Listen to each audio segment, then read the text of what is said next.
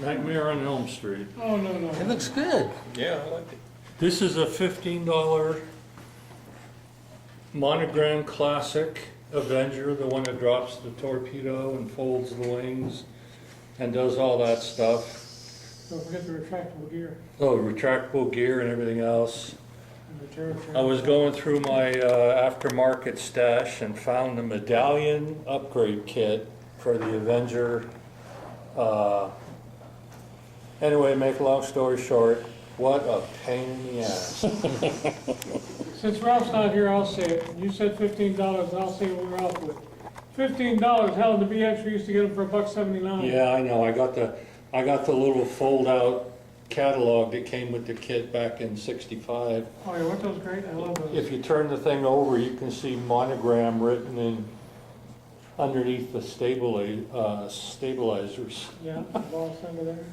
But anyway, Mr. Clever, I decided to build one side with the wing out and the other side with the wing folded.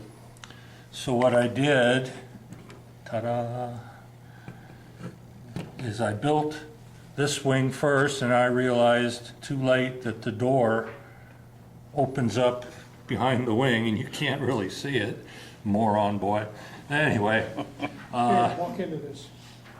Huh? Walk into this. Yeah. Slap you. No, I didn't get slapped.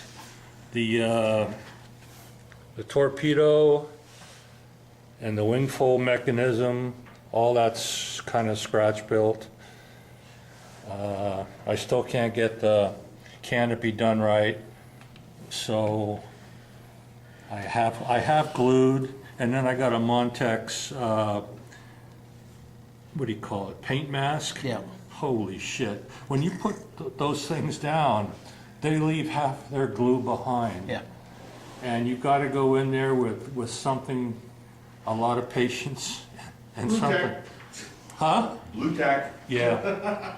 No, I used blue tack on the inside to give the canopy, so when I sprayed it, I wouldn't have overspray on the inside, and that crap stuck like glue To the canopy or to the to the canopy. I had to go in there with isopropyl alcohol and a Q-tip and clean all that crap out. The air was blue in my hobby room, let me tell you. That's really weird. It's like we told you, Well, the that's problem is you sorry. can't just use any cheap blue tape. If you use the 3M, right, Mark?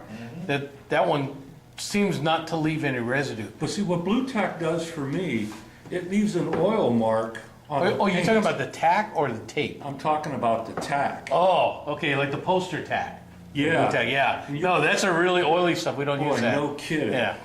So, Now, they say what they say to do is the easier way to do it is get Kleenex, wet it down, stuff yeah. it in, and Let it dry and- yeah, and then it forms up there, and it'll act as a mask. well, I've got 4 things of silly putty. I'm going to try that. Silly putty works excellent. I use Yeah. silly putty all the time on cars. So anyway, the whole plane started out was I was going to learn how to do panel lines. Right. Okay, you spray the panel lines first, and then you paint over that. Well, some of that worked really well, like if you Oh, it look. looks good. You can see it right here on this one. Yeah, sort of. But the gray, I made the gray too thick apparently, and one shot covered up all my panel lines. Whereas on the bottom, you can see the panel lines really well. Yeah. With the insignia white.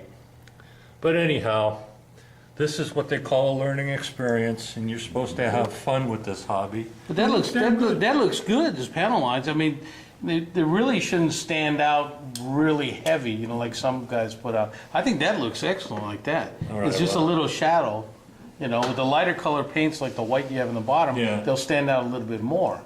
But I think that looks excellent. Considering that the kid's older than some of the people in this room, I think you did a great job on it. Only him. Only Harrison. So anyhow, that's 2 months worth of cussing and swearing and bitching It and, looks good. It looks really good, Jim. well, thank you. At least you're finishing them. I build them and I never paint them. Just You know, speaking I of think I've graphics, beaten